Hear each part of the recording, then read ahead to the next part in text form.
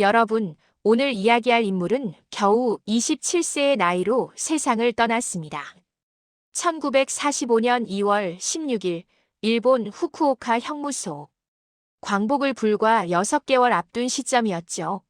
만약 그가 단 6개월만 더 버텼다면 자유로운 조국의 땅을 밟을 수 있었을 텐데요. 그런데 그는 그 6개월을 버티지 못했습니다. 아니, 버틸 수 없었습니다. 그가 죽기 직전 감방 안에서 무언가를 외쳤다고 합니다. 일본인 간수는 그 말을 알아듣지 못했어요. 한국어였을까요? 아니면 그저 고통의 신음이었을까요? 어떤 증언에 따르면 아하는 외마디 소리였다고도 하고 또 다른 증언에서는 마치 대한독립 만세처럼 들렸다고도 합니다. 진실이 무엇이든 그 마지막 소리는 27년 인생의 모든 것을 담은 절규였을 거예요. 그런데 여기서 끝이 아닙니다. 그가 죽기 한 달 전 같은 감옥에 있던 사촌형 송몽규를 면회온 친척이 있었어요. 윤동주의 당숙 윤영춘이었습니다. 송몽규는 면회실에서 이렇게 말했습니다. 동주와 나는 계속 주사를 맞고 있어요. 그 주사가 어떠한 주사인지는 모릅니다. 생각해보세요. 무슨 주사인지도 모른 채 계속 맞고 있다는 거예요. 감옥에 갇힌 죄수가 무슨 주사를 맞는다는 건지, 그것도 무슨 주사인지 설명도 듣지 못한 채 맞는다는 게 정상적인 상황일까요? 섬뜩하지 않나요? 그리고 정확히 한 달 뒤 윤동주가 사망했습니다. 사인은 뇌일혈이라고 기록되었어요. 27세의 건강한 청년이 갑자기 뇌일혈로 죽었다는 겁니다. 송몽규도 그로부터 몇 주 뒤 똑같이 사망했어요. 같은 주사를 맞은 두 청년이 한 달 사이에 연이어 죽은 겁니다. 이게 과연 우연일까요? 지금 여러분이 아는 그 윤동주 맞습니다. 죽는 날까지 하늘을 우러러 한 점 부끄럼이 없기를 썼던 바로 그 시인. 별에는 밤 서시 자화상. 국어 시간에 한 번쯤은 배웠을 그 아름다운 시들을 쓴 사람이 이렇게 의문스러운 죽음을 맞이했다는 사실 알고 계셨나요? 우리는 그를 서정적이고 아름다운 시를 쓴 낭만적인 시인으로만 기억하지만 그의 마지막은 전혀 낭만적이지 않았습니다. 오히려 끔찍하고 비극적이었어요. 1980년 한 일본인 연구자가 충격적인 글을 발표합니다. 동국대에서 한국 문학을 전공한 고노오 H라는 사람이었어요. 그는 현대문학지 5월호에 윤동주와 송몽규가 혈액대체 실험의 재료로 쓰여서 사실상 살해당했다는 글을 기고했습니다. 요즘으로 치면 임상시험도 아니고 동의서도 없는 불법 인체실험을 당했다는 얘기죠. 의학실험의 대상이 된 거예요. 인간이 아니라 실험용 쥐 취급을 받은 겁니다. 실제로 후쿠오카에서는 규슈 제국 대학이 전쟁 포로들을 대상으로 생체 실험을 했다는 사실이 나중에 밝혀졌습니다. 이른바 아이카와 사건이라고 불리는 끔찍한 일이었죠. 미군 포로들을 잡아다가 생체에 불을 하고 각종 실험을 했다는 겁니다. 전쟁이 끝나고 전범 재판에서 이 사실이 드러났을 때 전 세계가 충격을 받았어요. 그런데 전쟁 포로만이 아니라 일반 재소자들, 특히 독립운동을 했던 조선인 학생들도 실험 대상이 되었을 가능성이 높다는 겁니다. 생각해보세요. 전쟁 포로는 국제법의 보호를 받습니다. 그래도 생체 실험을 당했어요. 그렇다면 아무런 국제법적 보호도 받지 못하는 식민지 출신 사상범은 어땠을까요? 더 쉽게 실험 대상이 되었을 거라는 건 불 보듯 뻔한 일이죠. 2000년대에 미국 국립도서관의 기밀해제 문서가 공개되면서 더 구체적인 사실이 드러났어요. 1948년 일본 전범재판 관련 문서에 이런 내용이 있었습니다. 규슈 제국 대학이 후쿠오카 형무소 재소자들을 대상으로 생리식염수, 대체용액을 수혈하는 생체 실험을 했다는 거예요. 전쟁 중이라 생리식염수가 부족했던 일본은 바닷물을 생리식염수로 바꾸는 실험을 하고 있었어요. 상상해보세요. 바닷물 속에는 수많은 미생물과 세균이 있습니다. 그걸 정제하지도 않고 사람의 혈관에 주입한다면 당연히 엄청난 부작용이 일어나겠죠. 바닷물 속의 미생물들이 혈관을 타고 온몸으로 그리고 뇌로 들어간다면 고열이 나고 경련이 일어나고 의식이 혼미해지다가 결국 뇌일혈 비슷한 증상이 나타날 수밖에 없겠죠. 윤동주의 사인으로 기록된 뇌일혈이 바로 이런 증상이었을 가능성이 높습니다. 2009년 SBS 그것이 알고 싶다에서 이 의혹을 추적했습니다. 제작진은 일본까지 건너가서 당시 관계자들을 수소문했어요. 하지만 대부분 이미 사망했거나 살아있어도 입을 굳게 다물었습니다. 결론은 이랬어요. 윤동주가 맞았던 주사는 아마도 바닷물이었을 것이고 독립운동을 한 괘씸죄로 실험 대상이 되었을 거라는 거죠. 지금 같으면 명백한 전쟁 범죄이고 반인륜적 범죄입니다. 뉘른베르크 재판이나 도쿄 전범 재판에서 사형에 처해질 만한 범죄예요. 하지만 당시에는 그런 끔찍한 일들이 아무렇지 않게 벌어지고 있었어요. 특히 식민지 출신 사상범들에게는 더욱 그랬습니다. 일본 제국주의의 눈에 이들은 인간이 아니라 제거해야 할 대상이었고 필요하다면 실험용 재료로 써도 되는 존재였던 거죠. 그렇다면 윤동주는 왜 일본 감옥에 갇히게 된 걸까요? 1943년 7월 10일 교토에서 사촌형 송몽규가 먼저 체포됩니다. 재경도 조선인 학생 민족주의 그룹 사건이라는 이름이 붙은 사건이었어요. 특별고등경찰 일명 특고가 송몽규를 시모카모 경찰서로 압송했습니다. 그리고 사흘 뒤인 7월 13일 윤동주도 고희욱이라는 친구와 함께 고오로기 사다오 형사에게 체포되어 취조를 받게 됩니다. 이들이 무슨 큰 음모를 꾸민 건 아니었어요. 요즘으로 치면 대학생들이 카페에 모여서 시국에 대해 토론하고 우리 언젠가는 독립할 수 있겠지 하며 희망을 나눈 정도랄까요. 시를 낭독하고 조선의 역사와 문화에 대해 이야기하고 민족의 미래에 대해 고민했던 거예요. 하지만 당시 일제의 관점에서는 이것만으로도 충분히 위험한 사상범이었습니다. 조선인들이 모여서 조선말로 이야기하고 조선의 독립을 꿈꾼다는 것 자체가 범죄였던 시대였으니까요. 송몽규는 원래부터 요시 차린 딱지가 붙어있던 청년이었어요. 지금으로 치면 공안, 당국의 감시 대상자 명단에 올라 있었던 거죠. 24시간 미행이 붙어 있었고 누구를 만나는지 어디를 가는지 전부 기록되었습니다. 실제로 나중에 공개된 자료를 보면 송몽규는 1년 넘게 미행을 당하고 있었어요. 일본 경찰이 1년 동안 그의 동선을 추적하고 만나는 사람들을 파악하고 무슨 이야기를 나누는지 엿듣고 있었던 겁니다. 그런 송몽규가 교토에서 다른 조선인 유학생들과 만나 이런 이야기를 나눴다고 합니다. 징병제가 실시되면 우리가 군사 훈련을 받고 무기를 다루는 법을 배우게 될 거야. 그 기회를 이용해서 태평양 전쟁이 끝날 무렵 무력 봉기를 일으키면 어떨까? 세계의 관심을 끌고 조선 독립의 분위기를 만드는 거지. 이건 단순한 희망사항이 아니라 구체적인 계획이었어요. 언제 봉기할 것인가, 어떻게 무기를 확보할 것인가, 누가 지도자가 될 것인가까지 논의했던 겁니다.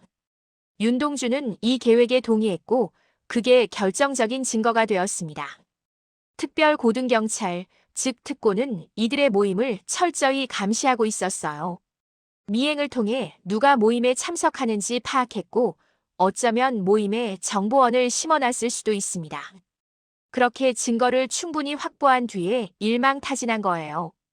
1943년 12월 송몽규, 윤동주, 고희욱은 검찰국으로 넘겨졌습니다. 석 달 동안 취조를 받은 거예요. 어떤 취조였을까요? 특고의 취조는 악명 높았습니다. 고문이 기본이었어요. 물고문, 전기고문, 구타. 자백을 받아내기 위해서라면 무슨 짓이든 했습니다. 윤동주와 송몽규도 그런 취조를 견뎌내야 했을 거예요. 1944년 3월 31일 교토지방재판소 제2형사부는 윤동주에게 징역 2년을 선고합니다. 미결 구류일수를 산입한다고 했으니 실제로는 2년에서 이미 갇혀있던 9개월을 빼고 1년 3개월을 더 복역해야 하는 거였어요. 판결문에는 이렇게 적혀 있었어요. 윤동주는 대단한 민족 의식을 갖고 내선 일본과 조선의 차별 문제에 대하여 깊은 원망의 뜻을 품고 있었고 조선 독립의 야망을 실현시키려는 망동을 했다. 여러분, 이 판결문 좀 보세요. 야망이라는 단어를 썼어요. 자기 나라의 독립을 바라는 게 야망이라니. 그리고 망동이라는 표현. 지금 우리 기준으로는 이해할 수 없는 일이지만 당시 일본 제국주의의 시각이 이랬습니다. 조선인이 조선의 독립을 꿈꾸는 것 자체가 범죄였던 거예요. 더 나아가 망동, 즉 미친 짓이라고 규정한 겁니다. 조선인은 일본 제국의 식민으로 살아야 하는데 독립을 운운하는 건 제정신이 아니라는 논리였죠. 우리가 아는 윤동주는 어떤 이미지인가요?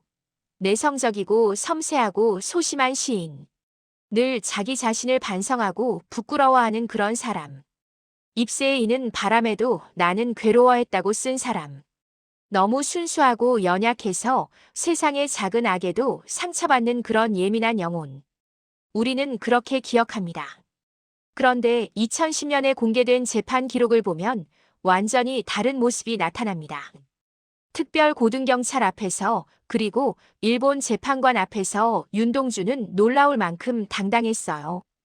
고문으로 악명 높았던 특고 형사들 앞에서도 자신의 신념을 굽히지 않았습니다. 재판정에서도 마찬가지였어요. 판사가 아무리 압박해도 자신의 생각을 명확하게 밝혔습니다. 판결문에 적힌 윤동주의 발언들을 볼까요? 조선 민족의 실력과 민족성을 향상해 독립이 가능하게 한다. 이건 단순한 희망사항이 아니에요. 구체적인 목표입니다. 조선 민족의 실력을 키우고 민족성을 향상시켜서 독립의 기반을 마련하겠다는 거예요.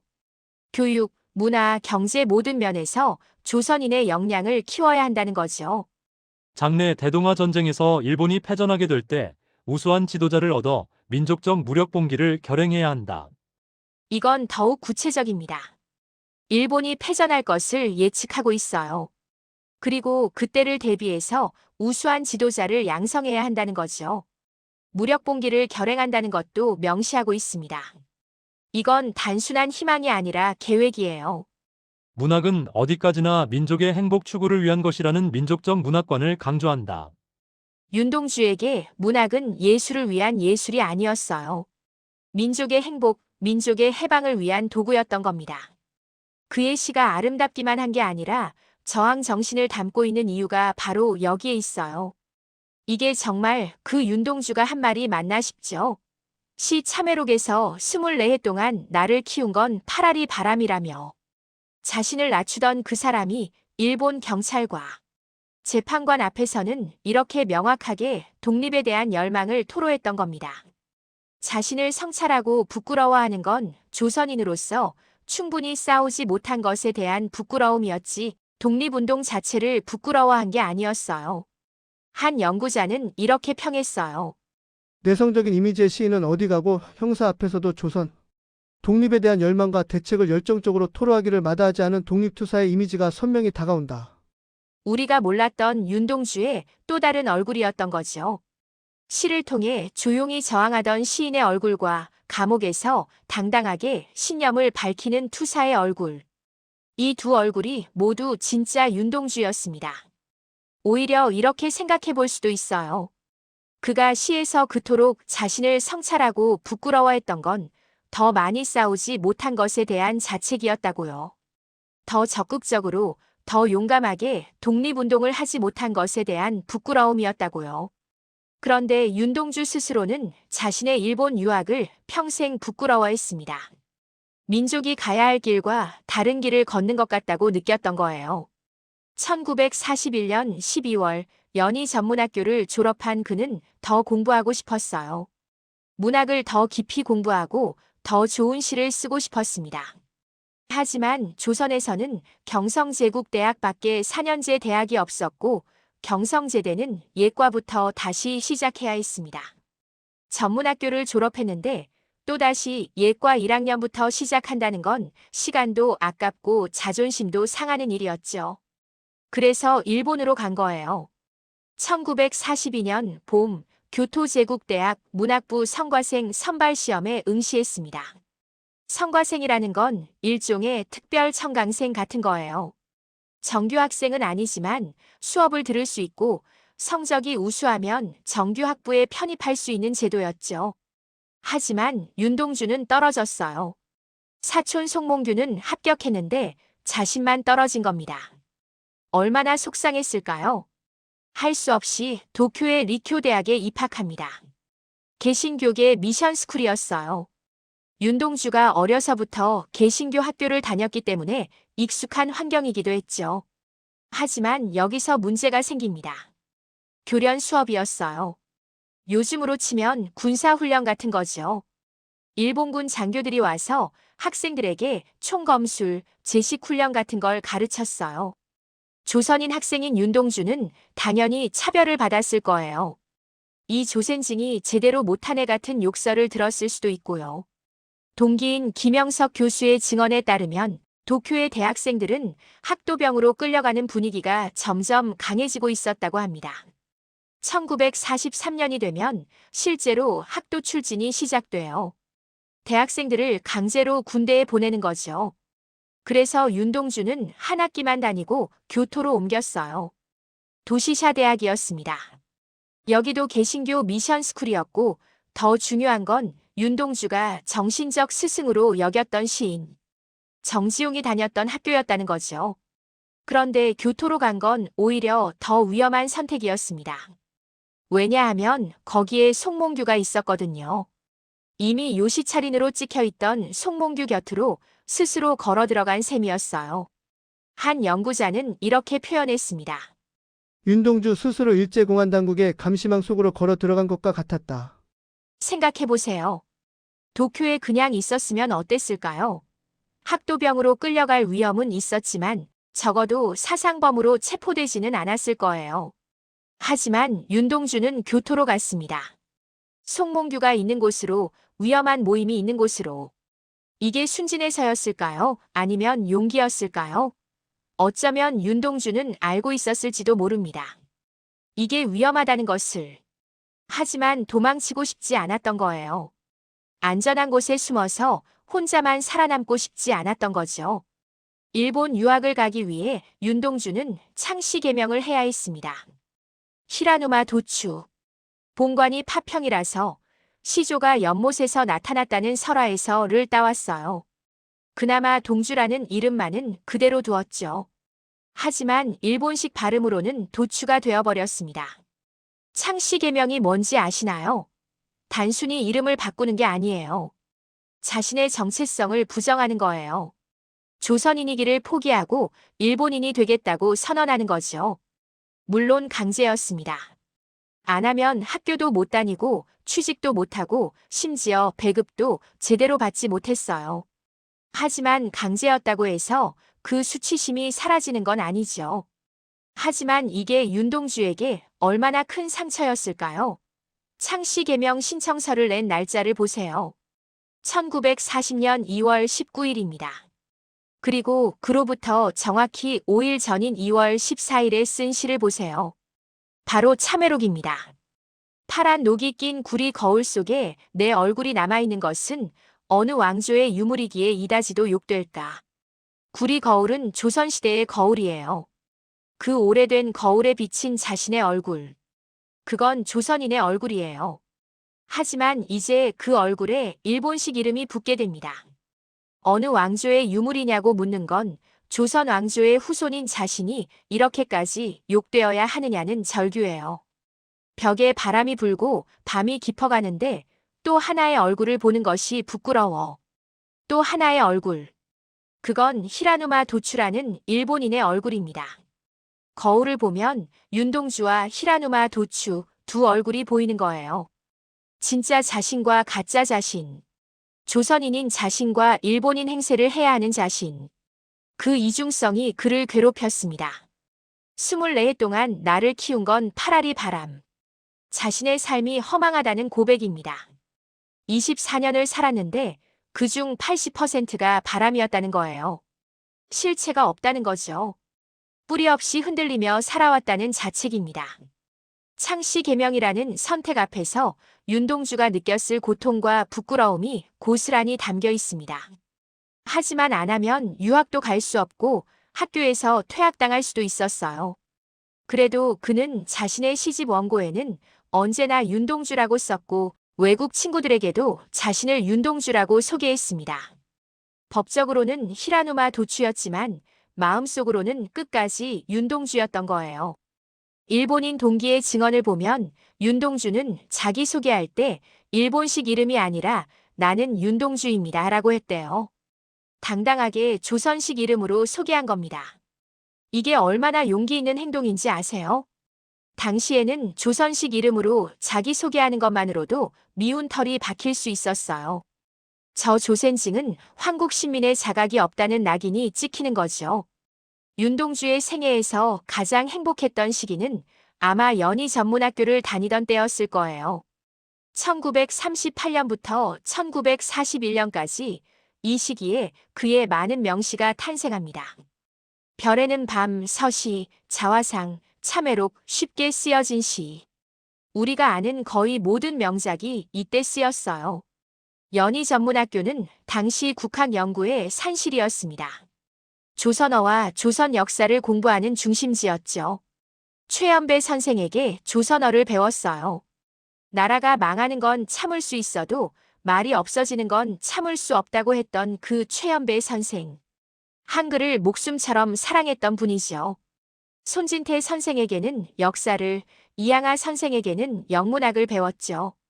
특히 최연배 선생을 깊이 존경했다고 합니다. 윤동주의 오촌 당숙 윤영춘의 증언에 따르면 윤동주가 연희전문 입학 후 조선어로 정제된 시를 쓰게 된 건 최연배 선생의 영향이 컸다고 해요. 정확한 맞춤법, 순수한 우리말, 어휘 선택, 우리말의 리듬을 살린 문장. 이런 것들을 최연배 선생에게 배웠던 거죠. 송몽규와 함께 학생의 문예시, 문우 발행에도 참여했습니다. 요즘으로 치면 대학 문예동아리 활동 같은 거죠. 같은 꿈을 가진 친구들과 모여서 시를 쓰고 문학을 논하고 조선의 미래를 고민하던 시간. 윤동주에게는 그 어떤 시기보다 빛나는 날들이었을 거예요. 일제의 탄압이 점점 심해지던 시기였지만 연희전문학교 안에서만큼은 조선어로 말할 수 있었고 조선의 역사를 배울 수 있었고 조선인으로서의 정체성을 지킬 수 있었어요. 물론 조심해야 했습니다. 너무 노골적으로 항일적인 발언을 하면 학교 자체가 폐교될 수도 있었으니까요. 실제로 숭실중학교처럼 신사참배를 거부하다가 폐교된 학교들이 있었어요. 후배인 정병욱과는 특히 가까웠습니다. 정병욱은 윤동주보다 5살이나 어렸지만 윤동주는 그를 정형이라고 부르며 존댓말을 썼어요. 실제로 윤동주가 자필 원고를 정병욱에게 맡길 때 표지에 정병욱 형압이라고 써놓은 것을 볼 수 있습니다. 5살이나 어린 후배한테도 이렇게 예의를 차렸던 사람이에요. 정병욱은 윤동주에 대해 이렇게 회고했습니다. 학교 갈 때나 사석에서 만나면 매번 옷이나 신발이 새 것처럼 깨끗하고 반듯했다. 항상 남보다 먼저 느끼고 깊이 생각하고 무엇이든 예사로 넘기지 않았다. 길가에 난 이상한 풀에 꽃이 피어 있으면 꺾어서 단추구멍에 꽂고 다녔다. 작은 것 하나도 그냥 지나치지 않는 섬세함. 길가에 이름 없는 풀꽃도 예쁘다고 느끼고 단추구멍에 꽂고 다니는 감수성. 이런 게 시인의 자질이겠죠. 보통 사람이 그냥 지나치는 것에서 아름다움을 발견하고 그걸 시로 표현할 수 있는 능력. 1937년 12월 광명중학교 5학년을 마친 윤동주는 송몽규와 함께 대학 입시를 준비합니다. 그런데 집안에서는 의대나 법대를 가기를 원했어요. 경성의전이나 세브란스의전 아니면 경성법전. 지금으로 치면 서울대 의대나 법대를 가라는 거죠. 실용적이고 안정적인 길이잖아요. 의사나 변호사가 되면 먹고 사는데 지장이 없고 사회적으로도 존경받을 수 있으니까요. 하지만 윤동주는 문과를 고집했습니다. 문학을 공부하고 싶었던 거예요. 아버지 윤영석은 반대했습니다. 문과 졸업하면 신문 기자밖에 더 되냐라는 말에 윤동주는 전혀 굽히지 않았습니다. 매일 싸웠어요. 싸움이 얼마나 심했는지 집에서 밥그릇과 물그릇이 날아다닐 정도였다고 해요. 요즘으로 치면 집안이 완전히 발칵 뒤집힌 거죠. 아버지 입장에서는 이해가 됩니다. 가세가 기울고 있는 상황에서 장남이 문학을 하겠다니. 문학으로 먹고 살 수 있을까? 더구나 일제강점기에 한글로 문학을 한다는 게 얼마나 위험한 일인가. 잘못하면 사상범으로 몰려 감옥에 갈 수도 있어요. 아버지는 아들이 안전하고 안정적인 길을 가기를 바랐던 거죠. 하지만 윤동주는 자기가 하고 싶은 일이 분명했습니다. 의사나 변호사가 되는 것보다 시를 쓰는 게 더 의미 있다고 생각했어요. 민족의 정신을 지키고 조선어를 지키고 문화를 지키는 일. 그게 자신이 해야 할 일이라고 확신했던 거죠. 결국 할아버지 윤하연이 나섰습니다. 할아버지도 사실은 아버지 편이었어요. 장손이 의사나 법관이 되기를 바랐죠. 하지만 부자 간의 싸움이 너무 심해지니까 어쩔 수 없이 중재에 나선 거예요. 그래, 동주야. 내가 하고 싶은 공부를 해라. 이렇게 해서 윤동주는 문과 진학을 관철시켰습니다. 생각해보세요. 1930년대 말 일제강점기 말기에 문학을 한다는 게 얼마나 위험한 일이었을까요? 실용적이지도 않고 돈도 안 되고 게다가 잘못하면 사상범으로 몰릴 수도 있는 길. 하지만 윤동주는 그 길을 선택했어요. 자기가 정말 하고 싶은 일, 의미 있다고 생각하는 일을 위해서요. 이게 바로 윤동주의 진면목입니다. 편하고 안전한 길이 아니라 옳다고 생각하는 길을 선택하는 용기. 아버지와 싸워서라도 집안의 기대를 저버려서라도 자기 길을 가는 결단. 이런 성격이 있었기에 나중에 일본 유학 중에도 위험을 알면서도 송몽규의 모임에 참여할 수 있었던 거예요. 윤동주의 중고등학교 시절은 참 복잡합니다. 1935년 그는 은진중학교를 4학년 1학기까지 다니다가 중퇴해요. 왜냐하면 친구 문익환을 따라 평양의 숭실중학교로 편입하려고 했거든요. 은진중학교는 4년제였는데 일본의 5년제 중학교에 비해 수학연한이 1년 짧았습니다. 그래서 졸업 후 일본이나 조선의 고등교육기관으로 진학하려면 전문학교 입학검정시험, 일명 점검시험이라는 검정고시를 별도로 치러야 했어요. 그런데 편입시험을 쳤더니 4학년 수준을 인정받지 못했어요. 결국 3학년으로 다시 들어가야 했습니다. 멀리 유학 와서 1년을 낭비하게 된 거죠. 얼마나 속상했을까요? 하지만 숭실중학교는 유명한 미션스쿨이었고 신사참배를 거부하며 민족 정신을 지키는 학교였으니 그 정도 손해는 감수할 만했을 거예요. 숭실중학교는 개신교 미션스쿨이었어요.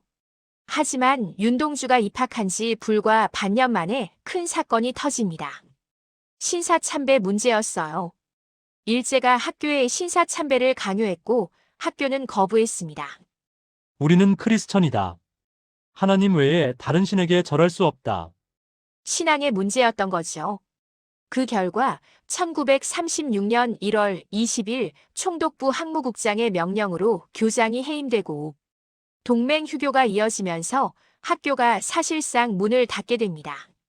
학생들은 수업을 받을 수 없었어요. 새 교장을 임명해도 계속 같은 문제가 반복되었고 결국 1938년 3월 19일 숭실중학교는 자진 폐교했습니다. 상급학교 진학을 위해 평양으로 유학 와 있던 윤동주는 불과 반년 만에 숭실중학교를 중퇴하고 고향으로 돌아갈 수밖에 없었습니다.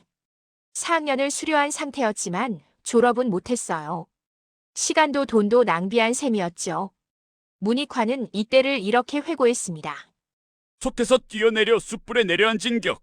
무슨 뜻이냐면 신사참배를 거부하는 숭실중학교를 나왔더니 다음에 간 광명중학교는 더 심한 황국신민화 교육을 하는 학교였다는 거예요.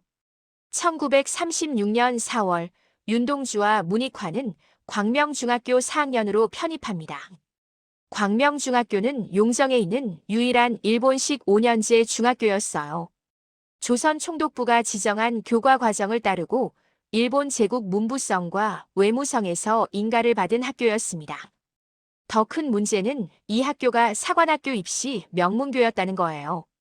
배속 및 예비역 일본군 장교들을 다수 영입해서 일본 육군 사관학교와 특히 만주 국육군군관학교 진학을 적극 권유했어요. 실제로 윤동주의 1년 선배인 정일권을 비롯해서 많은 학생들이 만주 국육군군관학교에 입학했습니다.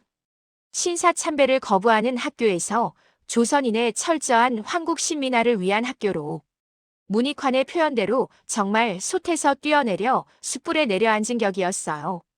하지만 선택의 여지가 없었습니다. 5년제 중학교를 졸업해야 상급 학교에 진학할 수 있었으니까요. 윤동주는 1917년 12월 30일 만주 명동촌에서 태어났습니다. 지금의 중국 지린성 룽징시죠. 이 명동촌이라는 곳이 얼마나 특별한 곳이었는지 아세요? 이름부터가 동쪽을 밝히는 마을이라는 뜻이에요. 여기서 동쪽은 조선을 의미합니다. 조선을 밝히는 마을, 즉 독립운동의 중심지라는 뜻이죠. 명동촌은 19세기 말부터 조선인들이 이주해서 만든 마을이었어요. 조선 땅이 척박하고 가난해서 두만강을 건너 만주로 간 사람들이 세운 마을들 중 하나였죠. 처음에는 그냥 농사를 지으며 살려고 간 거였어요. 하지만 1910년 한일병합 이후에는 독립운동의 기지가 되었습니다. 명동촌 사람들은 일본을 일본이라고 부르지 않았어요. 비슷한 한자를 써서 왈본이라는 멸칭으로 불렀다고 합니다. 말할 왈자를 써서 말로만 나라인 곳 정도의 뜻이랄까요. 그만큼 반일 감정이 강했던 곳이에요. 안중근 의사가 하얼빈에서 이토 히로부미를 저격하기 전에 명동촌에서 사격 연습을 하며 마음을 가다듬었다는 이야기도 전해집니다. 윤동주의 외삼촌 김약연 목사는 명동촌의 정신적 리더였어요. 명동학교를 세우고 조선인 아이들에게 한글과 역사를 가르쳤습니다. 일제에 저항하기 위해 민족의 지도자를 신앙으로 양육한 인물이죠. 교육이 곧 독립운동이었던 시대였어요. 통일운동으로 유명한 문익환 목사도 명동촌 출신이에요. 윤동주, 송몽규, 문익환. 이 세 사람은 같은 마을에서 자라며 저청제가 되었습니다. 윤동주와 송몽규의 어머니 둘 다 몸이 약하고 젖이 부족했는데 옆집의 문익환 어머니 김신묵이 세 아이를 함께 젖먹여 키웠다고 해요. 상상해보세요. 같은 젖을 먹고 자란 세 아이. 함께 명동 소학교에 다니고 함께 놀고 함께 꿈을 키웠어요. 조선의 독립, 민족의 미래. 이런 이야기를 나누며 자랐을 거예요. 어려서부터 독립운동가의 꿈을 키운 거죠.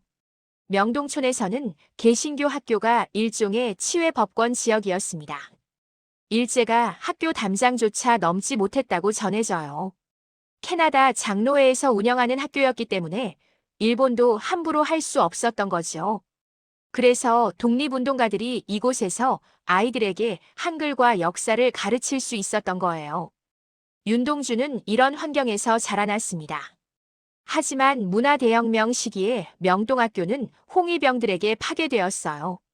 조선민족주의를 고취하는 반동학교라는 이유였죠.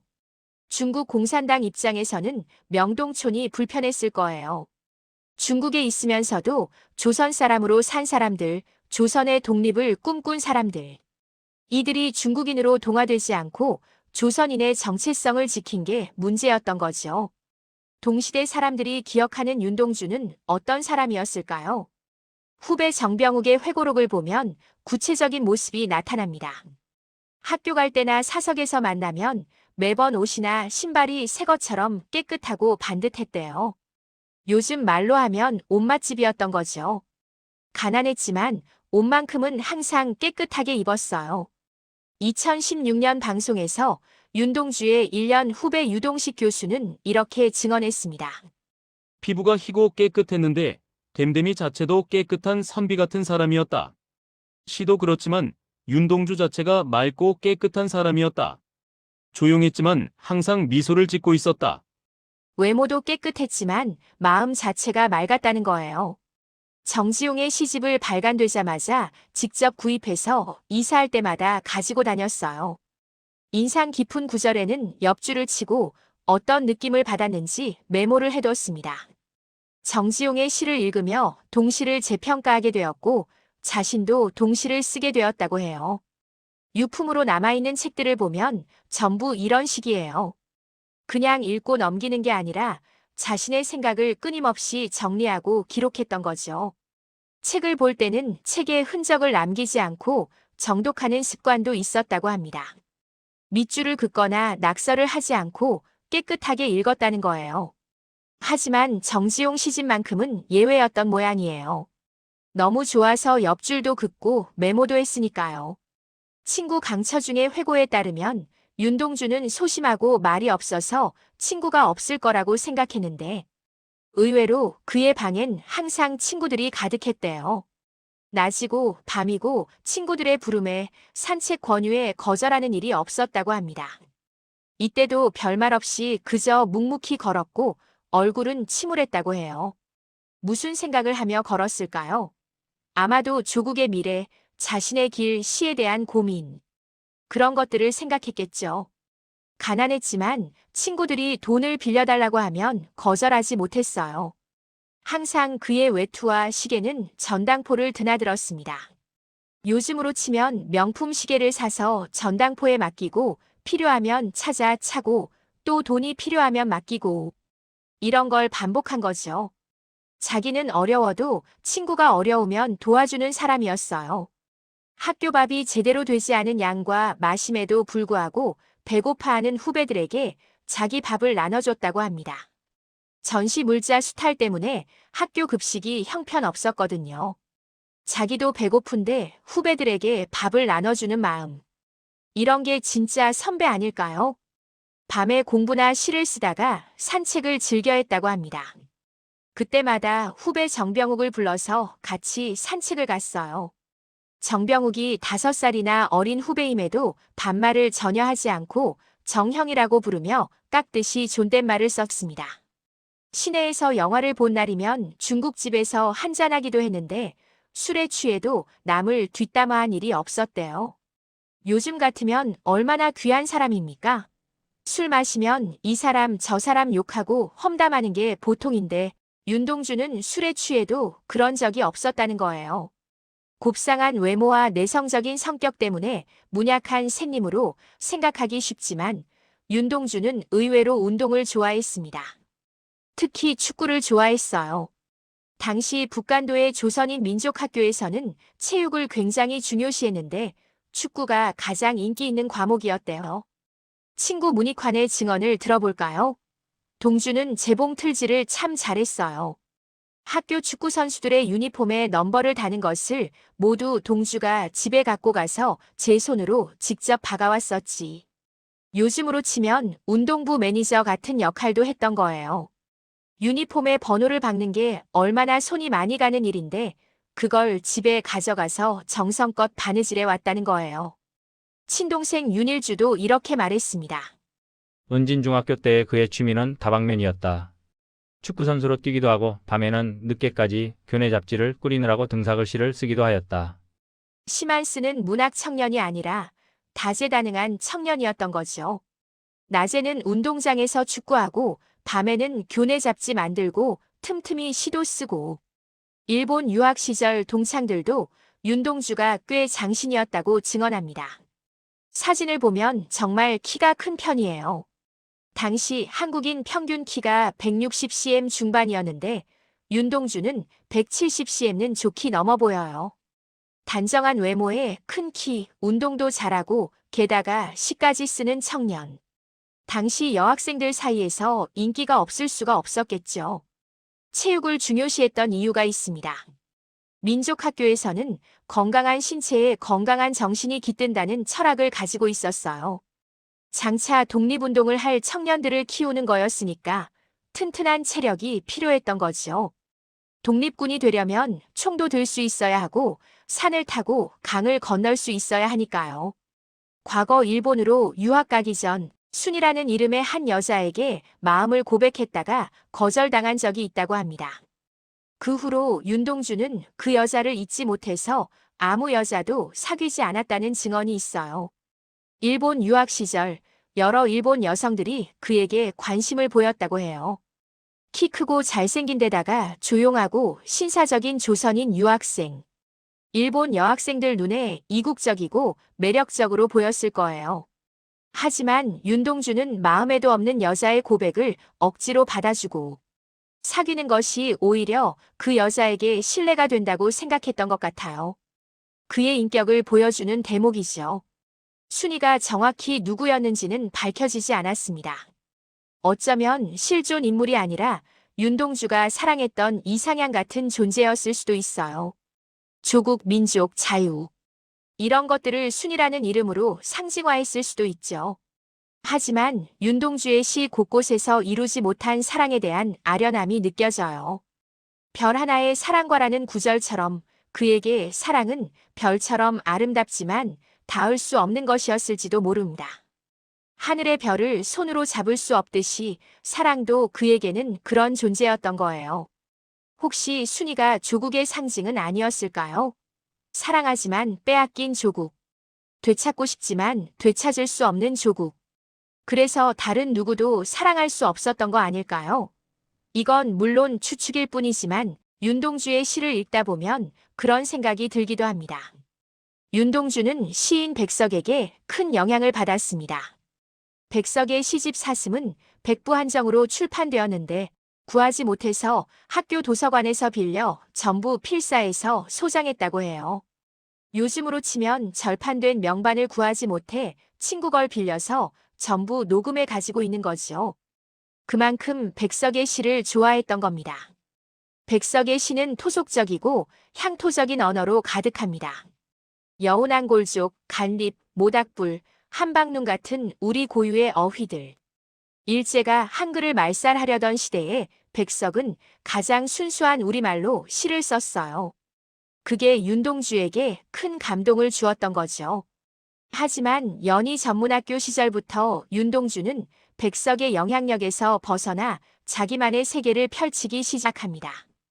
백석이 토속적이고 향토적인 언어를 구사했다면 윤동주는 더 보편적이고 철학적인 언어로 나아갔어요. 자아, 성찰, 존재에 대한 질문, 시대의 아픔을 내면화하는 방식. 이런 게 윤동주만의 독특한 영역이었죠. 후대 학자들은 안타까워합니다. 만약 윤동주가 27세에 요절하지 않고 더 오래 살았다면 백석의 영향력에서 완전히 벗어나 자기 세계를 온전히 펼쳤을 텐데 말이에요. 우리 문학사에 더 큰 족적을 남겼을 거라는 게 중론입니다. 백석과 윤동주는 직접 만난 적은 없는 것으로 알려져 있어요. 하지만 정신적으로는 스승과 제자 같은 관계였죠. 백석이 우리말의 아름다움을 보여줬다면 윤동주는 그 우리말로 영혼의 깊이를 표현했어요. 서로 다른 방식이지만 둘 다 한글을 지키고 조선의 정신을 지킨 시인들이었습니다. 1941년 윤동주는 자신의 시를 모아 시집을 만들려고 했습니다. 제목은 하늘과 바람과 별과 시. 얼마나 아름다운 제목입니까? 하늘처럼 높고 바람처럼 자유롭고 별처럼 빛나는 시. 그게 윤동주가 쓰고 싶었던 시였어요. 6필 원고를 3부 만들었어요. 한 부는 자기가 가지고 한 부는 스승 이항하 교수에게, 한 부는 후배 정병욱에게 주었습니다. 24편의 시를 선별해서 정성껏 필사했어요. 윤동주의 아름다운 필체로 한자 한자 써내려간 시집. 그 6필 원고가 지금도 남아 있습니다. 그런데 이항하 교수는 출판을 만류했어요. 제자의 안위를 걱정해서였죠. 한글과 한국어가 엄격히 금지된 시대에 한글로 쓴 한국어 시를 출판한다는 건 목숨을 거는 일이었습니다. 게다가 윤동주의 시를 보면 일제에 대한 저항 정신이 내포되어 있잖아요. 직접적으로 일본 제국주의 타도라고 쓴 건 아니지만 시 전체에 흐르는 분위기가 저항적이에요. 죽는 날까지 하늘을 우러러 한 점 부끄럼이 없기를, 이 구절만 봐도 그래요. 부끄럽지 않게 산다는 건 타협하지 않고 산다는 뜻이에요. 일제에 협력하지 않고 창씨 개명을 하더라도 마음만은 조선인으로 살겠다는 의지죠. 윤동주는 포기하지 못하고 용정의 아버지께 보여드렸지만 어려운 가정 형편 때문에 출판하지 못했습니다. 당시 출판 비용이 300원이었는데 현대 가치로 약 300만 원 정도예요. 이미 가세가 많이 기울어 있던 상황에서 300만 원은 큰 돈이었죠. 생각해보세요. 집안이 어려운데 장남이 시집을 내겠다고 300만 원을 달라고 하면 어떨까요? 더구나 그 시집이 자칫 문제가 되면 집안 전체가 위험해질 수도 있어요. 아버지로서는 허락할 수 없었겠죠. 윤동주는 300원이 없어서 출판하지 못한다며 안타까워했다고 합니다. 얼마나 아쉬웠을까요? 자신의 시를 세상에 보여주고 싶었는데 돈 때문에 못하는 거예요. 하지만 어쩌면 다행이었을지도 모릅니다. 만약 그때 출판했다면 더 일찍 체포되었을 수도 있으니까요. 결국 이 시집은 그가 살아있을 때 출판되지 못했어요. 대신 정병욱이 받은 육필 원고는 항아리에 담아 마루 밑에 묻어 보관했습니다. 편지는 모두 태웠어요. 만약 일본 경찰에게 발각되면 큰일 날 테니까요. 정병욱의 선택이 옳았어요. 실제로 윤동주가 체포되었을 때 일본 경찰은 그의 시와 편지를 찾으려고 혈안이 되어 있었거든요. 만약 원고가 발견되었다면 더 큰 죄목이 추가되었을 거예요. 그리고 정병욱도 연루되었을 거고요. 이렇게 숨겨진 시집은 광복 후에야 세상에 나올 수 있었습니다. 1948년 정병욱과 강처중, 윤일주가 힘을 합쳐 31편의 시를 모아 출판했어요. 그리고 1948년 12월 윤동주의 여동생 윤혜원이 용정집에서 미발표시 85편을 품에 안고 38선을 넘어왔습니다. 상상해보세요. 젊은 여성이 시 원고를 품에 안고 38선을 넘는 모습을. 얼마나 위험한 일이었을까요? 들키면 간첩으로 몰릴 수도 있었어요. 하지만 오빠의 시를 지켜야 한다는 일념으로 목숨을 걸고 원고를 가지고 온 겁니다. 이렇게 해서 현재 116편의 시가 전해질 수 있었어요. 1941년 11월 5일 밤 윤동주는 별에는 밤이라는 시를 썼습니다. 우리가 아는 그 유명한 시죠. 계절이 지나가는 하늘에는 가을로 가득 차 있습니다. 이 시가 탄생한 배경을 한번 상상해 보세요. 1941년이면 일제의 수탈이 극에 달하던 때예요. 태평양 전쟁이 시작되기 불과 한 달 전이었고 모든 게 암울했습니다. 한글로 글을 쓰는 것도 조선어로 말하는 것도 점점 어려워지고 있었어요. 신문도 잡지도 하나둘 폐간되고 작가들은 절필하거나 친일로 돌아서고 있었죠. 그런 밤에 윤동주는 하늘의 별을 세웠습니다. 연희 전문학교 기숙사 방에서 혹은 하숙집 방에서 창문을 열고 가을 하늘을 올려다봤을 거예요. 서울도 그때는 지금처럼 불빛이 많지 않아서 별이 잘 보였을 겁니다. 별 하나의 추억과 별 하나의 사랑과 별 하나의 쓸쓸함과 별 하나의 동경과 별 하나의 시와 별 하나의 어머니, 어머니. 이 시에는 윤동주의 모든 게 담겨 있어요. 추억은 고향 명동촌의 기억이겠죠. 사랑은 순이일 수도 있고 조국에 대한 사랑일 수도 있어요. 쓸쓸함은 일제강점기를 사는 조선인의 고독이고요. 동경은 독립에 대한 열망. 시는 자신의 소명. 그리고 어머니는 어머니예요. 북간도에 계신 어머니를 그리워한 거죠. 이국 소녀의 이름으로 등장하는 패, 경, 옥. 이건 윤동주가 화룡현립 제1소학교 6학년 때 만났던 중국인 친구들의 이름이에요. 11살 무렵의 기억을 20대 중반이 되어서도 이렇게 생생하게 기억하고 있었던 거예요. 시의 마지막 부분이 특히 감동적입니다. 가슴속에 하나 둘 새겨지는 별을 이제 다 못 해는 것은 쉬 아침이 오는 까닭이요. 내일 밤이 남은 까닭이요. 아직 나의 청춘이 다하지 않은 까닭입니다. 사실 이 마지막 연은 정병욱의 조언으로 추가된 거예요. 원래는 이 부분이 없었대요. 윤동주는 남이 자신의 시를 지적하는 것을 받아들이지 않았는데 정병욱의 조언만은 진지하게 받아들였대요. 그리고 이 연을 추가했고, 그래서 별에는 밤은 더 완성도 높은 명작이 되었습니다. 생각해보세요. 별을 다 해지 못하는 이유가 뭘까요? 쉬 아침이 온다. 밤이 너무 짧다는 거예요. 내일 밤이 남아있다. 오늘 다 못한 별은 내일 해면 된다는 거죠. 아직 청춘이 다하지 않았다. 시간이 아직 많이 남아있다는 거예요. 하지만 아이러니하게도 윤동주의 청춘은 얼마 남지 않았습니다. 이 시를 쓴 지 불과 4년 뒤 그는 27세에 죽었어요. 청춘이 다하지 않았다고 했지만 그의 청춘은 너무 일찍 끝나버렸습니다. 죽는 날까지 하늘을 우러러 한 점 부끄러움이 없기를 잎새에 이는 바람에도 나는 괴로워했다. 서시는 윤동주의 시집 맨 앞에 놓인 시입니다. 서시라는 제목 자체가 서문의 시, 즉 시집 전체를 여는 시라는 뜻이에요. 윤동주가 자신의 문학 세계와 삶의 자세를 가장 명확하게 드러낸 작품이죠. 별을 노래하는 마음으로 모든 죽어가는 것을 사랑해야지. 그리고 나한테 주어진 길을 걸어가야겠다. 이 시를 쓴 게 1941년 11월 20일이에요. 별에는 밤을 쓰고 정확히 15일 뒤였습니다. 당시 윤동주는 연희전문학교 졸업을 한 달 앞두고 있었어요. 앞으로 어떤 길을 걸어가야 할지 고민하던 시기였겠죠. 오늘 밤에도 별이 바람에 스치운다는 마지막 구절. 별과 바람, 이 두 이미지는 윤동주의 시 전체를 관통하는 상징이에요. 별은 이상이자 꿈이고 바람은 현실의 고통이자 시련입니다.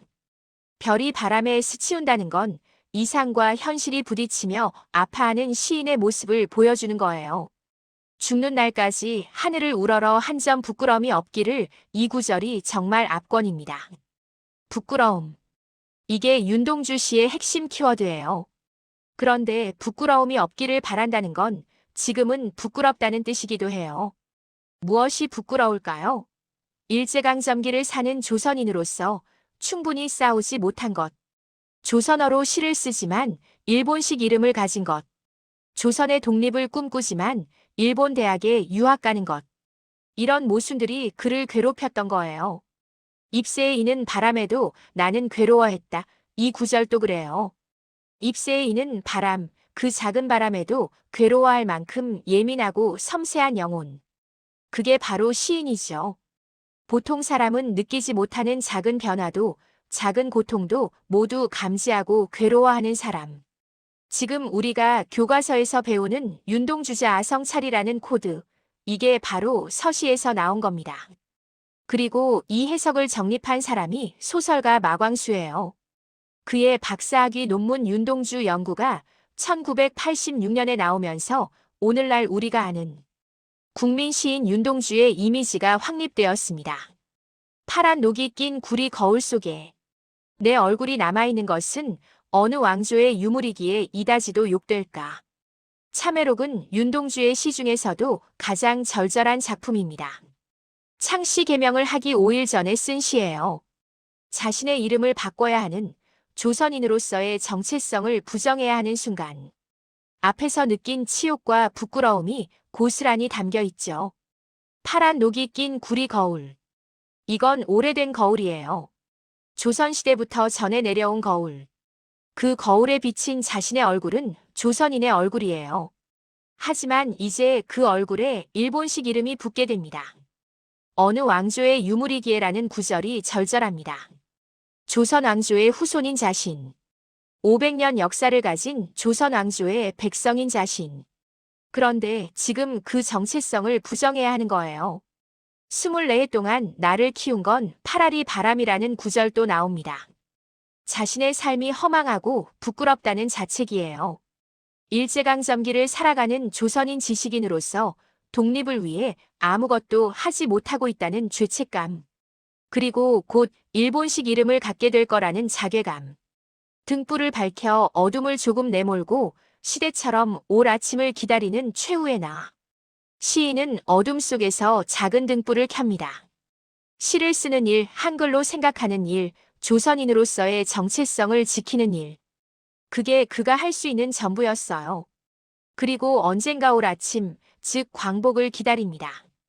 시대처럼 올 아침이라는 표현이 인상적이에요. 아침은 시대처럼 온다. 어떻게 오든 언젠가는 온다는 뜻이죠.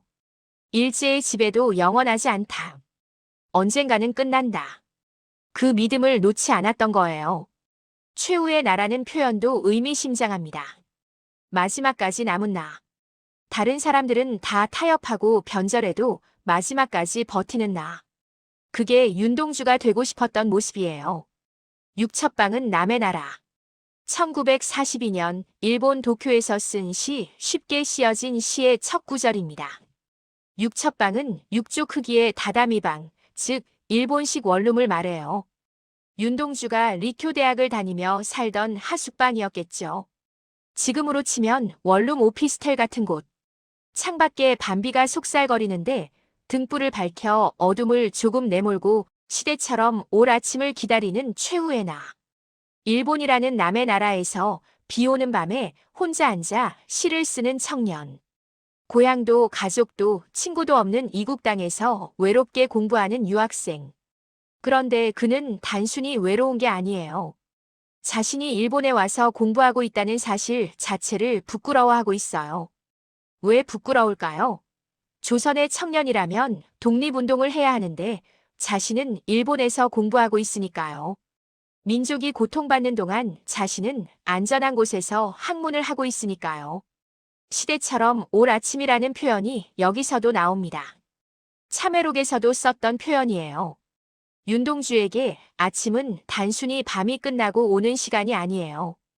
일제의 지배가 끝나고 조선이 독립하는 그날. 그게 아침이에요. 침은 자연스럽게 오죠. 시대도 그렇게 바뀔 거라는 희망. 일제의 통치도 언젠가는 끝나고 새로운 시대가 올 거라는 믿음.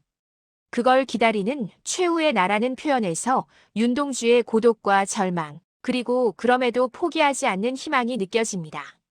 쉽게 씌어진 시라는 제목도 아이러니합니다. 이 시는 전혀 쉽게 쓰인 게 아니에요.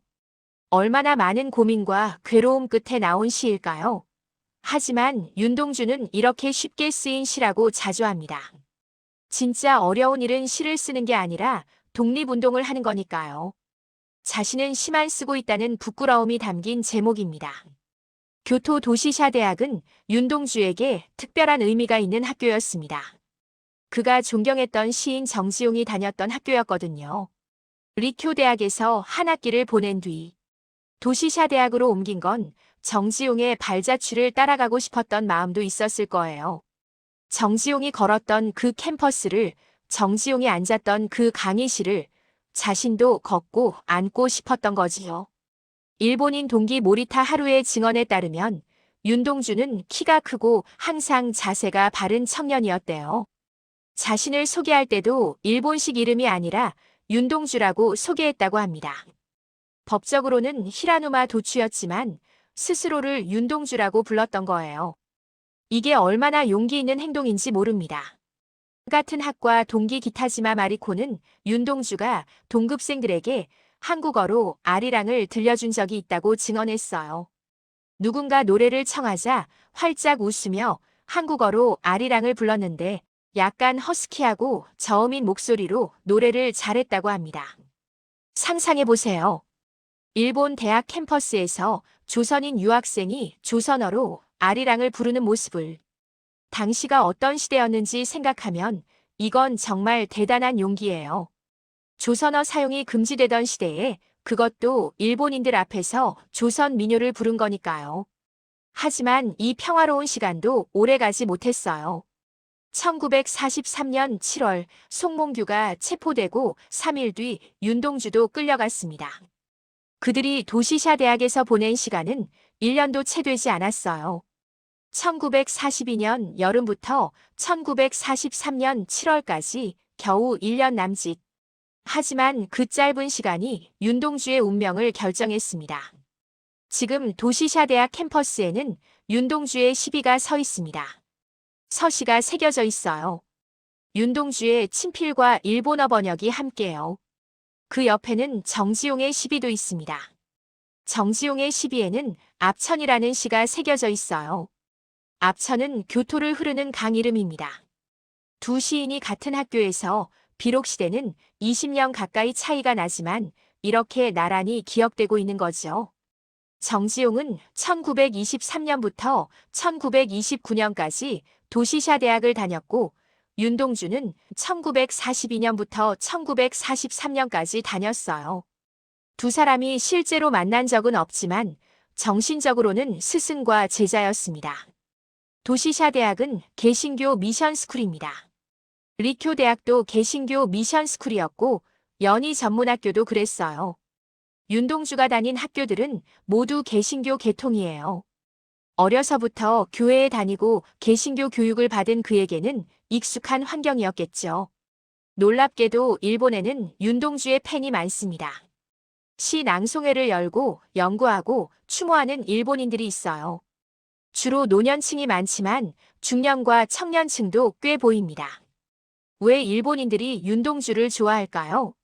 여러 이유가 있겠지만 그의 시가 가진 보편성 때문일 거예요. 윤동주의 시는 조선인의 시이기도 하지만 동시에 인간의 시예요. 자아 성찰, 존재에 대한 질문, 부끄러움과 괴로움. 이런 감정은 국적을 초월합니다. 일본인도 한국인도 누구나 느낄 수 있는 감정이죠. 1984년에는 하늘과 바람과 별과 시의 완역본이 일본에서 출간되었어요. 시인이자 번역가가 정성껏 번역한 책이었죠. 1995년에는 NHK와 KBS가 합작으로 윤동주 사망 50주기 기념 다큐멘터리를 만들기도 했습니다. 중국에 있는 그의 고향, 일본에서 그가 지냈던 곳, 지인들의 인터뷰를 모두 담았어요. 2015년에는 일본의 중견 시인이 윤동주 시집을 일본어로 완역해서 출간했는데 일본 독자들의 반응이 뜨거웠어요. 서시를 쓴 시인이 누구인지는 몰랐지만 그 시만큼은 익히 알고 있었다. 작가가 윤동주였나, 윤동주의 시 몇 편은 이미 알고 있었지만 이토록 천재성이 있는 작가였나 이런 반응들이었어요. 윤동주의 시는 한국어와 어순과 감성이 비슷한 일본어로 번역하면 높은 싱크로율을 보인다고 합니다. 한국어의 아름다움이 일본어로도 잘 전달되는 거예요. 물론 영어 같은 서구 언어로 번역하면 많은 부분이 손실되지만 일본어로는 비교적 잘 전달됩니다. 일본 일부 고등학교 교과서에도 윤동주의 시가 실려 있습니다. 특히 시인 이바라기 노리코가 1986년 아사히 신문에 윤동주에 관한 에세이 한글로의 여행을 썼는데 이게 1990년 일본 고등학교 교과서에 실리면서 윤동주가 일본 전역에 알려지게 되었어요. 2017년에는 시인 윤동주를 기념하는 리쿄 모임이 12년간의 노력 끝에 교토, 우지시 강변에 윤동주 기념비를 건립했습니다. 일본과 한국의 900여 명이 모금에 참여했고 30번 이상 지자체에 요청해서 이룬 성과였어요. 12년이에요. 12년 동안 포기하지 않고 계속 요청한 겁니다. 일본인들 중에는 과거 일본 제국주의의 만행에 대해 진심으로 사죄하는 사람들이 있어요. 특히 전쟁을 경험한 세대는 자신들이 저지른 일 혹은 자신들의 부모 세대가 저지른 일에 대해 부끄러워합니다. 윤동주를 기억하고 추모하는 것도 그런 속죄의 마음 때문일 거예요. 최근 몇 년간 중국이 윤동주를 중국 조선족 애국 시인으로 둔갑시키려는 시도가 있었습니다. 윤동주 생가 입구에 중국 조선족 애국 시인 윤동주라고 새긴 비석을 세운 거예요. 바이두 백과에는 아예 그의 국적을 중국으로 표기했고요. 이건 명백한 역사 왜곡입니다. 윤동주가 태어난 1917년에는 중화인민공화국이라는 나라 자체가 존재하지 않았어요. 중국은 1949년에 건국되었으니까요. 게다가 조선족이라는 용어 자체가 1949년 이후 중국 공산당의 민족식별공작으로 생긴 신조어예요. 윤동주가 살아있을 때는 그런 용어 자체가 없었습니다. 윤동주 본인은 어떻게 생각했을까요? 그의 시 고향집을 보면 명확합니다. 헌 집신자 끄을고 나 여기 왜 왔노 두만강을 건너서 쓸쓸한 이 땅의 남쪽 하늘 저 밑엔 따뜻한 내 고향. 내 어머니 계신 곳 그리운 고향집. 두만강을 건너기 전 남쪽 그게 바로 한반도였어요. 윤동주는 자신의 고향을 조선이라고 분명하게 인식하고 있었습니다. 만주는 쓸쓸한 이 땅이에요. 고향이 아니라 이주해 온 곳. 그리고 진짜 고향은 남쪽 하늘 저 밑, 즉 한반도라는 거죠. 별에는 밤에서 패, 경, 옥을 이국 소녀라고 표현한 것도 중요해요. 중국을 다른 나라로 본 거죠. 만약 윤동주가 자신을 중국인으로 생각했다면 중국인 친구들을 이국 소녀라고 표현했을까요? 안 했겠죠. 2020년 외교부가 중국의 시정을 요구했고 여러 차례 공론화를 거쳐 2023년 11월 바이두에서 조선족 표기가 삭제되었습니다. 하지만 여전히 중국은 윤동주를 자국의 문화유산으로 편입시키려는 시도를 계속하고 있어요. 중국의 논리는 이렇습니다. 윤동주가 태어난 곳이 현재 중국 영토다. 따라서 윤동주는 중국 출신이다. 조선족은 중국의 소수민족이다. 따라서 윤동주는 중국인이다. 하지만 이건 역사속지주의라는 억지 논리예요. 현재의 국경선으로 과거의 인물을 재단하는 거죠. 이런 논리대로라면 칭기즈칸도 중국인이 되어야 합니다. 몽골 제국의 영토 대부분이 현재 중국 땅이니까요. 하지만 몽골 사람들은 칭기즈칸을 몽골의 영웅으로 여기죠. 출생지가 어디냐가 아니라 그 사람이 어떤 정체성을 가지고 살았느냐가 중요한 겁니다. 중국을 위해 산 사람이 중국의 위인이어야 하는 거죠. 윤동주는 분명히 조선인의 정체성을 가지고 있었고 조선의 독립을 꿈꿨습니다. 교토지방재판소의 판결문에는 이렇게 적혀 있어요. 윤동주는 대단한 민족의식을 갖고 내선 일본과 조선의 차별 문제에 대하여 깊은 원망의 뜻을 품고 있었고 조선 독립의 야망을 실현시키려는 망동을 했다. 일본 법정이 인정한 사실입니다. 윤동주는 조선의 독립을 위해 싸운 독립운동가였다고요. 윤동주 재판 판결문을 보면 본적이 함경북도로 명시되어 있습니다. 일본 법정이 인정한 사실이에요. 그는 법적으로 함경북도 사람이었습니다. 그의 가족들도 광복 후 모두 대한민국으로 이주했어요. 윤동주의 육촌 동생 윤영주 가수도 중국의 시도를 동북 공정의 일환이라고 명확히 비판했습니다. 생각해보세요. 조선의 독립을 위해 살았던 사람을 중국의 위인으로 삼는다는 게 말이 되나요? 일본의 적이었다는 거예요. 그런 사람을 중국이 자국의 위인으로 삼으려고 하니 아이러니하죠. 2022년 8월 국가보훈처는 윤동주를 포함한 무호적 독립운동가 156명의 가족관계 등록부를 창설하고 등록기준지를 충남, 천안시 동남구 목천읍 독립기념관로 일로 부여했습니다. 서류상으로 완전히 대한민국 국민이 된 거예요. 비록 그가 대한민국 건국 전에 사망했지만 그의 정신을 계승한 나라가 대한민국이라는 걸 공식화한 겁니다.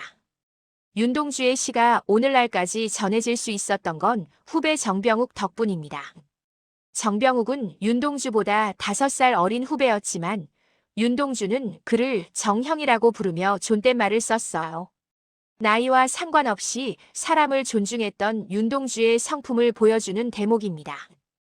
윤동주가 체포된 후 정병욱은 윤동주의 육필 원고를 어떻게 해야 할지 고민했을 거예요. 일본 경찰이 언제 집을 수색할지 모르는 상황. 원고를 가지고 있다가 발각되면 자신도 연루될 수 있었어요. 하지만 정병욱은 원고를 지키기로 결심했습니다. 항아리에 담아 마루 밑에 묻었습니다. 편지는 모두 태웠어요. 편지에는 구체적인 내용이 적혀 있을 수 있으니까요. 하지만 시는 태울 수 없었어요. 이게 윤동주가 남긴 유일한 작품이었으니까.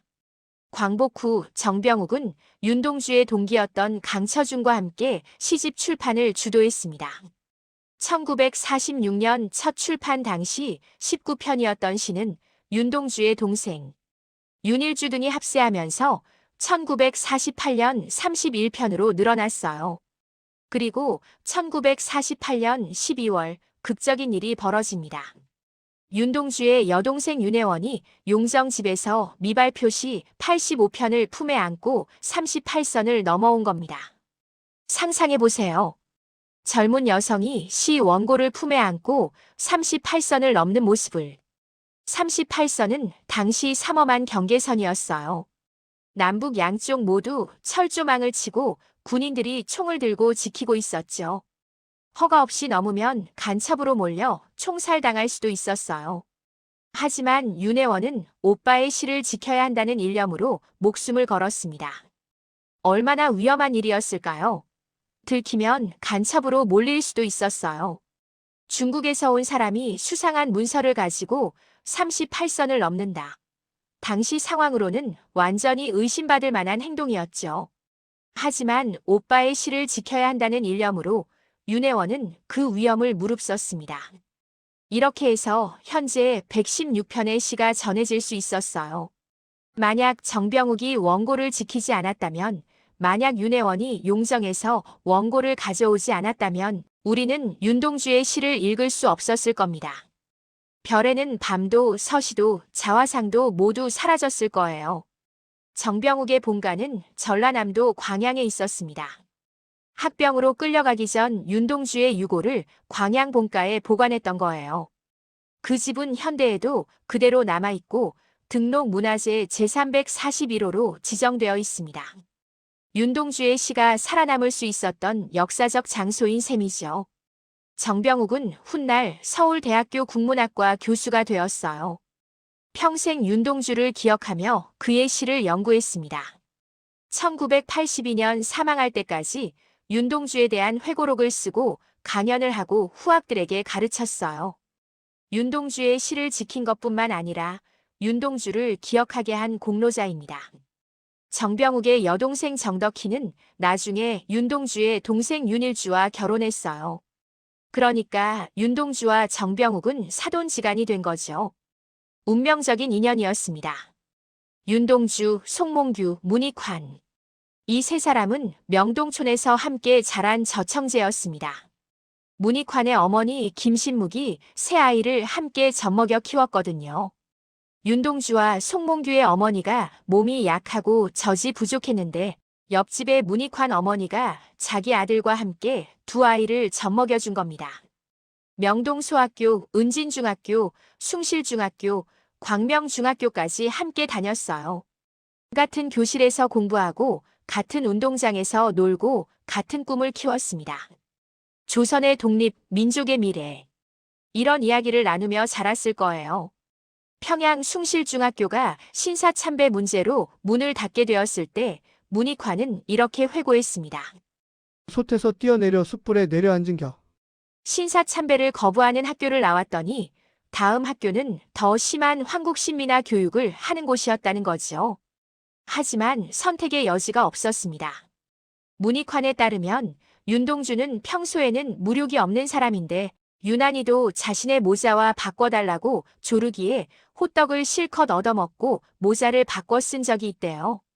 그 모자를 쓰고 찍은 사진이 남아있어요. 그렇게 친한 사이였어요. 서로의 모자를 바꿔 쓸 정도로. 하지만 1943년 이후 세 사람의 운명은 갈렸습니다. 윤동주와 송몽규는 일본에서 체포되어 감옥에 갇혔고 문익환은 살아남았어요. 왜 문익환은 체포되지 않았을까요? 그도 교토에 있었고 송몽규의 모임에 참석한 적도 있었는데요. 운이 좋았던 것일 수도 있고 경찰의 감시가 덜했을 수도 있어요. 어쨌든 문익환은 살아남아 훗날 통일운동가가 되었죠. 문익환은 평생 두 친구를 기억하며 민족의 통일과 민주화를 위해 싸웠습니다. 1989년 문익환은 방북했어요. 당시 국가보안법으로 방북이 금지되어 있던 시절이었죠. 하지만 문익환은 통일을 위해 북한을 방문했고 돌아와서 체포되었습니다. 감옥에서도 그는 통일을 외쳤어요. 문익환의 아들이 배우 문성근입니다. 문성근은 아버지의 뜻을 이어받아 통일운동에 참여하고 있어요. 윤동주, 송몽규, 문익환으로 이어지는 정신이 문성근 세대까지 이어지고 있는 겁니다.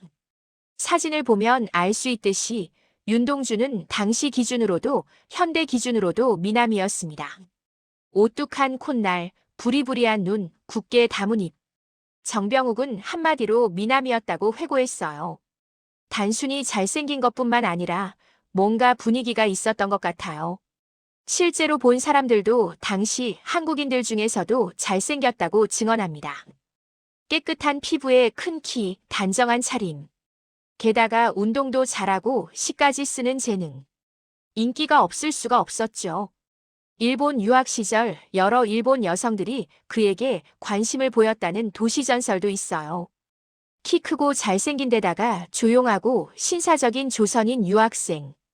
일본 여학생들 눈에 이국적이고 매력적으로 보였을 거예요. 더구나 시까지 쓰는 문학 청년이잖아요. 하지만 윤동주는 순이라는 여자를 잊지 못해 아무도 만나지 않았다고 합니다. 마음에도 없는데 억지로 사귀는 건 상대에게 신뢰라고 생각했던 거예요. 이런 마음가짐이 오히려 더 매력적으로 보였을 수도 있어요. 당시 유학생들 중에는 일본 여성과 연애하거나 결혼하는 경우도 있었어요. 하지만 윤동주는 그러지 않았습니다. 어쩌면 조선인으로서의 자존심이 있었을지도 몰라요. 식민지 출신 유학생이 제국의 여성과 연애한다는 것. 그게 자신에게는 또 다른 타협으로 느껴졌을 수도 있죠. 욕하지 않는 사람. 강처중의 회고에 따르면 윤동주는 시내에서 영화를 본 날이면 중국집에서 한잔하기도 했대요.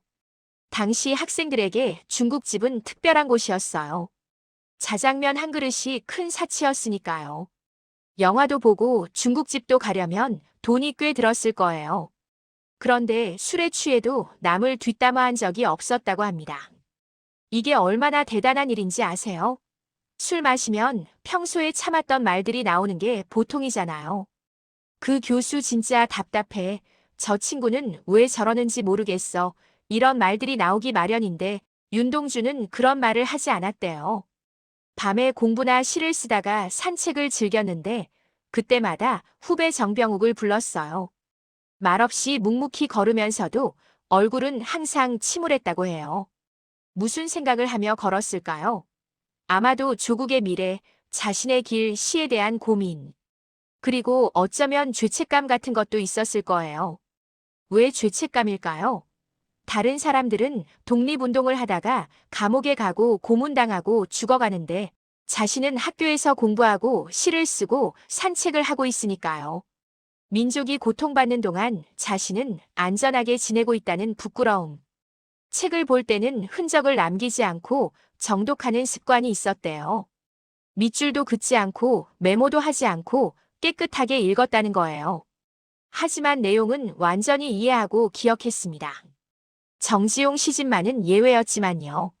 학교 밥이 제대로 되지 않은 양과 마심에도 불구하고 배고파하는 후배들에게 자기 밥을 나눠줬다고 합니다. 전시 물자 수탈 때문에 학교 급식이 형편없었거든요. 쌀밥도 아니고 잡곡밥에 국도 제대로 안 나왔을 거예요. 그래도 자기 것을 나눠주는 마음. 가난했지만 친구들이 돈을 빌려달라고 하면 거절하지 못했어요. 항상 그의 외투와 시계는 전당포를 드나들었습니다. 돈이 필요하면 외투나 시계를 전당포에 맡기고 돈이 생기면 찾아오고 이걸 반복했던 거예요. 2010년 일본 정부가 윤동주의 재판 기록을 공개했습니다. 그동안 많은 부분이 베일에 쌓여 있었는데 이 문서들을 통해 구체적인 사실들이 드러났어요. 일본의 사법성 사상월보 109호, 내무성 특구월보, 교토지방재판소 판결문. 이런 문서들이 공개된 겁니다. 일부 사람들은 윤동주가 정말로 항일 시인이었는지 의문을 품기도 했습니다. 윤동주는 그냥 평범한 학생이자 시인이었을 뿐 아니냐? 시 자체는 항일적이지 않다. 체포된 건 송몽규 때문에 연루된 것일 뿐이다. 이런 주장들이 있었어요. 하지만 재판 기록은 이런 의심을 완전히 날려버렸어요. 판결문에 적힌 윤동주의 발언들을 보면 그가 얼마나 명확한 독립의지를 가지고 있었는지 알 수 있습니다. 조선 민족의 실력과 민족성을 향상해 독립이 가능하게 한다. 이건 구체적인 계획이에요. 교육을 통해, 문화를 통해 조선 민족의 역량을 키우겠다는 거죠. 장래 대동아 전쟁에서 일본이 패전하게 될 때 우수한 지도자를 얻어 민족적 무력 봉기를 결행해야 한다. 더 구체적입니다. 일본이 패전할 것을 예측하고 그때를 대비한다는 거예요. 문학은 어디까지나 민족의 행복 추구를 위한 것. 윤동주에게 문학은 예술을 위한 예술이 아니었어요. 민족 해방의 도구였던 거죠. 이게 단순히 신화 쓰던 문학 청년의 말일까요? 아니에요. 명확한 독립의지와 저항 정신을 가진 독립운동가의 발언입니다. 재판 기록이 공개되면서 윤동주가 진정한 독립운동가였다는 사실이 확실해졌어요. 더 놀라운 건 취조 과정에서의 태도입니다. 특고 형사들 앞에서도 자신의 신념을 굽히지 않았어요. 고문을 당했을 텐데도 말이죠. 당시 특고의 고문은 악명 높았습니다. 물고문, 정기고문, 구타. 자백을 받아내기 위해 무슨 짓이든 했어요. 하지만 윤동주는 끝까지 자신의 생각을 밝혔습니다. 그게 재판 기록에 남았고 70년 뒤 우리가 읽을 수 있게 된 거예요. 2025년 2월 16일 윤동주 서거 80주년이 되는 날. 모교인 도시샤 대학은 그에게 문학 명예박사 학위를 수여했습니다. 현장에는 조카 윤인석을 포함한 도시샤 대학 학장 코하라 카치히로, 한일 관계자 200여 명이 참석했어요. 1943년 체포되어 학업을 중단한 지 82년 사망한 지 80년 만에 받는 졸업장인 셈이죠. 물론 윤동주 본인은 이 세상에 없지만 그의 정신과 신은 여전히 살아있습니다. 도시샤 대학이 왜 이제 와서 명예박사 학위를 수여한 걸까요? 늦었지만 과거의 잘못을 인정하고 사과하는 의미일 거예요. 일본 제국이 조선인 유학생을 탄압하고 죽인 것. 그 책임을 인정하는 거죠. 도시샤 대학 캠퍼스에는 여전히 그의 시비가 서 있어요. 많은 한국인 관광객이 교토 여행 중에 이곳을 찾습니다. 시비 위에는 소주병, 담배, 동전 같은 것들이 놓여 있어요. 사람들이 그를 추모하며 남긴 흔적들이죠. 한국 사람들이 교토에 가면 꼭 들르는 곳이 몇 군데 있어요. 금각사, 청수사, 그리고 도시샤 대학 윤동주 시비. 관광 명소도 아닌 대학 캠퍼스를 찾는 이유는 단 하나예요. 윤동주를 기억하기 위해서. 시비 앞에 서면 사람들은 무슨 생각을 할까요? 어쩌면 각자의 부끄러움을 떠올리지 않을까요? 나는 부끄럽지 않게 살고 있는가? 윤동주가 던진 질문을 스스로에게 묻는 거죠. 1945년 2월 16일 후쿠오카 형무소. 27세의 청년이 죽었습니다. 광복을 불과 6개월 앞두고요.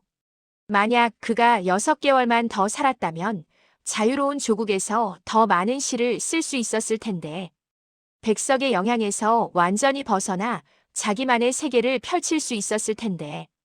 하지만 역설적으로 그의 이른 죽음이 그를 영원하게 만들었는지도 모릅니다. 27세에 멈춘 청춘. 끝까지 타협하지 않은 정신. 죽는 날까지 한 점 부끄럼 없이 살려 했던 의지. 이게 사람들의 마음에 영원히 남았어요. 만약 윤동주가 살아서 해방을 맞이했다면 어땠을까요? 아마 계속 시를 썼겠죠. 더 훌륭한 시인이 되었을 거예요. 하지만 동시에 타협도 해야 했을 겁니다. 현실과 타협하고 때로는 자신의 신념과 타협하고. 그게 사는 거니까요. 하지만 27세의 죽음으로써 윤동주는 영원히 순수한 모습으로 남았습니다. 타협하지 않은 청년, 끝까지 신념을 지킨 시인. 그 이미지가 후대 사람들에게 강렬한 감동을 주는 거예요. 오늘날 윤동주는 김소월, 한용운과 함께 한국에서 가장 사랑받는 시인입니다. 수능에 가장 자주 출제되는 작가이고 일본 교과서에도 실려 있으며 건국 훈장 독립장을 받은 독립운동가예요. 별을 해던 그 청년은 이제 스스로 별이 되었습니다. 하늘을 올려다보면 언제나 그곳에 있는 우리가 부끄러울 때마다 생각나는 그런 존재가 되었죠. 죽는 날까지 하늘을 우러러 한 점 부끄럼이 없기를. 이 한 줄이 80년이 지난 지금도 우리 가슴을 울립니다. 윤동주가 살았던 시대는 끝났지만 그가 던진 질문은 여전히 유효해요. 나는 어떻게 살고 있는가? 내 삶은 부끄럽지 않은가? 나는 내가 서 있어야 할 자리에 서 있는가? 2010년 12월 30일 윤동주 탄생 93주년. 구글은 그를 기념하는 두들 로고를 만들었습니다. 하늘과 바람과 별과 시를 형상화한 모습이었죠. 전 세계 사람들이 그날 구글 첫 화면에서 윤동주를 만났어요. 한국의 시인이 한글로 쓴 시가 세계인에게 소개된 거예요. 2016년 개봉한 영화 동주는 흑백으로 촬영되었습니다. 배우 강하늘이 윤동주를 연기했어요. 일본 형무소에서 취조받는 장면과 과거를 번갈아가며 보여주는 구성. 영화 마지막, 그가 맞았던 주사로 인해 1,800여 명이 사망했다는 자막이 나옵니다. 영화관을 나서는 관객들의 얼굴에는 눈물이 가득했어요. 무한도전 위대한 유산편에서는 개코, 황광희, 오혁이 윤동주를 주제로 당신의 밤이라는 노래를 만들었습니다.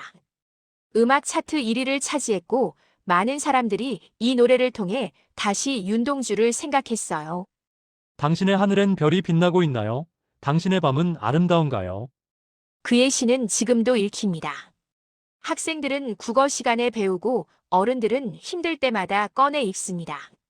일본에서는 시 낭송회가 열리고 중국의 왜곡에 맞서 사람들이 싸웁니다. 서울 종로구 청운동에는 윤동주 시인의 언덕이 있어요. 그가 하숙하며 연희 전문학교를 다니던 동네죠. 그 언덕에 시비가 서 있습니다. 사람들은 그 언덕을 올라가며 시를 읽어요. 그리고 하늘을 올려다봅니다. 윤동주가 올려다봤을 그 하늘. 별을 해던 그 하늘. 80년이 지났지만 하늘은 여전히 그대로입니다. 별도 여전히 빛나고 있어요. 27세의 죽은 청년. 하지만 그는 죽지 않았습니다. 그의 시가, 그의 정신이, 그의 삶이 지금도 우리와 함께 있으니까요. 별을 해던 그 밤, 부끄러움을 고백하던 그 시간, 끝까지 자신의 이름을 지키려 했던 그 의지. 모두가 지금 이 순간에도 살아 숨쉬고 있습니다. 여러분, 오늘 밤 하늘을 한번 올려다보세요. 그곳에 윤동주가 있습니다. 별이 되어 우리를 내려다보고 있어요. 그리고 조용히 묻고 있을 거예요. 당신의 삶은 부끄럽지 않나요? 우리는 그 질문 앞에서 매번 새로워집니다. 더 나은 사람이 되려고 노력하게 됩니다. 그게 바로 윤동주가 우리에게 남긴 유산입니다. 시집 한 권과 짧은 생애와 그리고 영원한 질문. 죽는 날까지 하늘을 우러러 한 점 부끄러움이 없기를. 그것이 윤동주가 우리에게 남긴 마지막 말입니다.